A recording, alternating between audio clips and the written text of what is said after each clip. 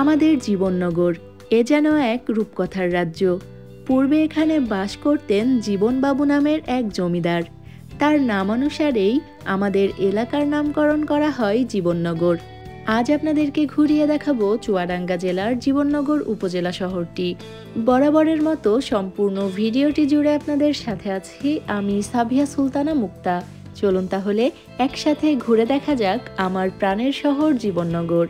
এই মুহূর্তে আমরা আছি জীবননগর বাস স্ট্যান্ডের একেবারেই কাছাকাছি।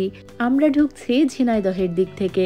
1963 সালে জীবননগর থানা গঠিত হওয়ার পূর্বে এই অঞ্চল দৌলতগঞ্জ নামে পরিচিত ছিল।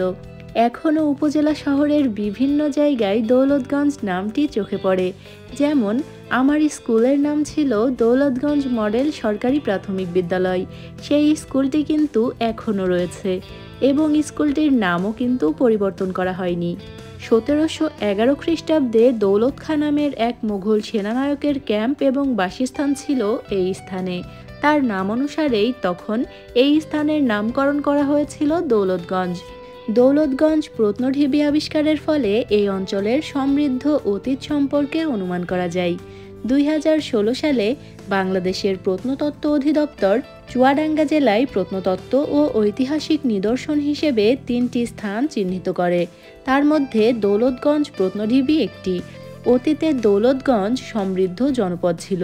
ভৈরব নদের তীরে অবস্থিত এই শহর ছিল অন্যতম প্রধান বাণিজ্য পথ। চুয়াডাঙ্গা, ঝিনাইদহ, মহেশপুর, নদিয়া প্রভৃতি স্থানের মধ্যে যোগাযোগের জন্য এই স্থান ব্যবহার করা হতো। ব্রিটিশ ভারতে এখানকার কাঁসা পিতলের শিল্পের কদর ছিল সব জায়গায়। আমার কাছে এখনও সেসব কাঁসা পিতলের কিছু সংগ্রহও রয়েছে, যেগুলো আমার ভীষণ প্রিয়। কৃষিপণ্যের মধ্যে এখানকার উৎপাদিত গুড় এবং চিনি বিখ্যাত ছিল। 1820 সালে এখানকার ব্যবসায়ী রামসেন চিনির ব্যবসায়ী ইংরেজ ব্যবসায়ীদেরকেও পিছনে ফেলে দিয়েছিল। 1947-এর দেশভাগের পর জীবননগর কুষ্টিয়া মহকুমার অংশ হয়ে বর্তমান বাংলাদেশের অন্তর্ভুক্ত হয়। ব্রিটিশ শাসনামলে 1923 সালে জীবননগরকে থানা হিসেবে এবং বাংলাদেশ আমলে 1983 সালে উপজেলা হিসেবে উন্নীত করা হয়। জীবননগরের শিক্ষার মান উন্নয়নশীল। জীবননগর পৌরসভার মধ্যেই শিক্ষা প্রতিষ্ঠান রয়েছে মোট 12টি। তার মধ্যে মাধ্যমিক বিদ্যালয় 3টি এবং কলেজ রয়েছে 2টি। ইতিমধ্যে আপনাদেরকে জীবননগর ডিগ্রি কলেজ এবং জীবননগর মহিলা কলেজটি ঘুরিয়ে দেখিয়েছিলাম। এখানকার বার্ষিক পাশের হার 94%। অন্যান্য স্কুলগুলোর পাশাপাশি জীবননগর কয়েক বছর আগে নতুন করে তৈরি হয়েছে টেকনিক্যাল স্কুল অ্যান্ড কলেজ। এই মুহূর্তে আপনারা দূরে যে ভবনটি দেখতে পাচ্ছেন এটিই হলো Jibannagar technical school and college. চলুন আপনাদেরকে নিয়ে যাই জীবননগরের উপজেলা স্বাস্থ্য কমপ্লেক্সটি দেখাতে। এটিই হলো জীবননগরের হাসপাতাল, জীবননগরের উপজেলা স্বাস্থ্য কমপ্লেক্স। এই হাসপাতালটি ছাড়াও জীবননগর বেসরকারি বেশ কয়েকটি ক্লিনিকও রয়েছে।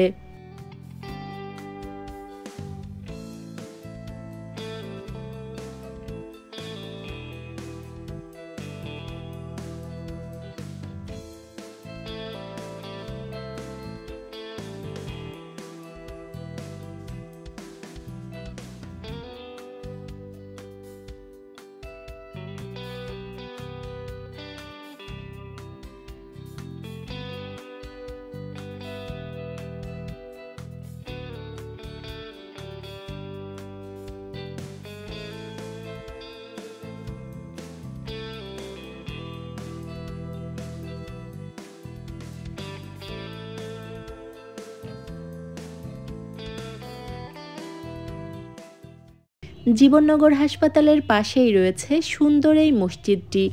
মসজিদটি এতটাই সুন্দর, যদি কারো একবার চোখ পড়ে তাহলে সে আরও একবার ফিরে দেখবে। আমি যতবার হাসপাতালের সামনের রাস্তাটি দিয়ে যাই ততবারই আমি এই মসজিদটিই দেখতে থাকি। যাই হোক, হাসপাতালের পিছন দিকটাতে রয়েছে খুব সুন্দর একটি আমবাগান। আর দূরে যে পানির ট্যাঙ্কটি দেখা যাচ্ছে, এই ট্যাঙ্কটি নিয়ে আমাদের বেশ কিছু স্মৃতি রয়েছে, যেটি আপনাদেরকে আগেও বলেছিলাম। তবে স্মৃতিটা বা গল্পটা কি সেটা বলা হয়নি। আসলে ছোটবেলায় যখন আমরা স্কুলে পড়তাম, টিফিন টাইমে আমরা এই ট্যাঙ্কটির উপর ওঠার চেষ্টা করতাম। তবে কখনোই আমরা উপর পর্যন্ত উঠতে পারিনি। শৈশব স্মৃতিগুলো যখন চোখের সামনে ভেসে ওঠে তখন কিন্তু বেশ ভালো লাগে। যাই হোক, এ পর্যায়ে আমরা চলে এসেছি আমাদের জীবননগরের ঈদগাহ ময়দানের কাছাকাছি। এটিই হলো জীবননগরের কেন্দ্রীয় ঈদগাহ ময়দান। এই জায়গাটিতেও রয়েছে অসংখ্য শৈশব স্মৃতি।